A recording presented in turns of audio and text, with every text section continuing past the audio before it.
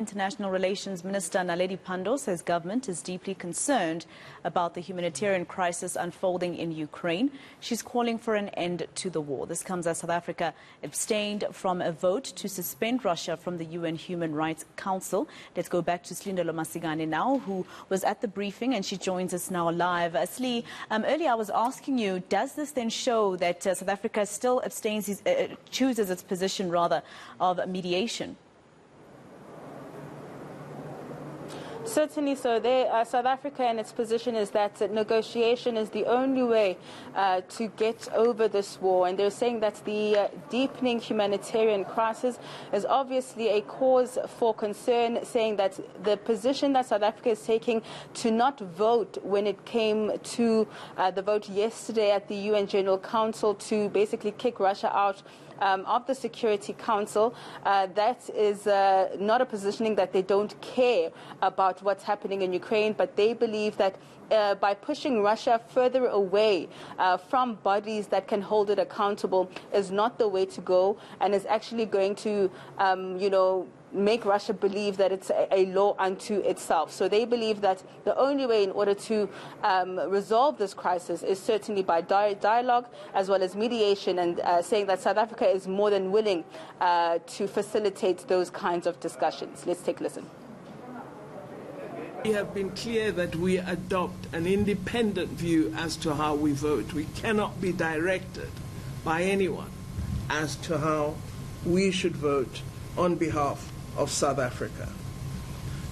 We have said we believe the aggressive discourse, the name-calling, and the use of the General Assembly for passing resolutions that add further criticism doesn't add to the resolution of the problem. It's not assisting, it is merely expanding the range of hatred and conflict that we are observing from afar.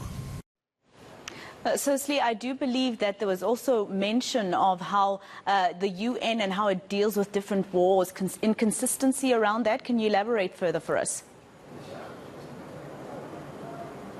Well, what Minister Pandor was saying is that it seems that there isn't the way in which the UN is dealing with the conflict in Ukraine, getting other countries to, have sanctions against it, is not similar to how it deals with wars. Let's, for example, say in Palestine, saying that for a while now, South Africa has been calling for some kind of action against countries like Israel that are also continuing with human rights abuses, but it seems that nothing is done against countries like Israel, saying that countries like Russia, it seems much easier for them to be targeted, and also saying that, this cannot continue, and that the lives of Palestinians are as equally important as the lives of Ukrainians. Let's take a listen.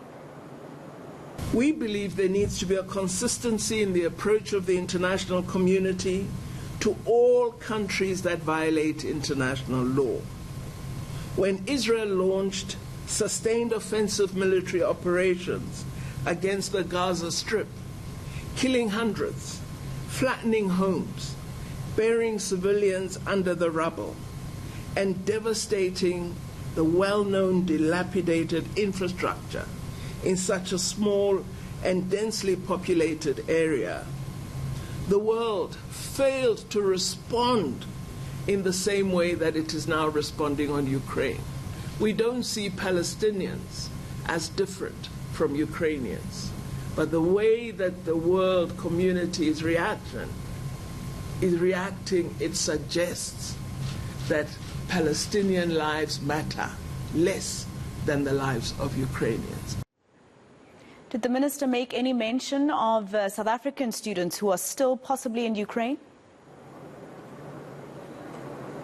At this point, we know that 52 students were evacuated, 51 of which are in their medical studies, and majority of whom are due to be finishing quite soon. But what we know is that there are some South Africans that have opted to stay in Ukraine. Our ambassador to the country, Mr. Groenewald, elaborated to say that this was by choice. They are not being forced to stay there. They want to stay in Ukraine, saying that the department is keeping their channels open to them and have also advised them on how to evacuate if the situation they believe becomes too dangerous for them to stay. But at this point, discussions are underway with the higher education department to see how the students who have returned and want to continue with their studies, how they can be assisted. All right, Silindelo Masikane, let's leave it there for now.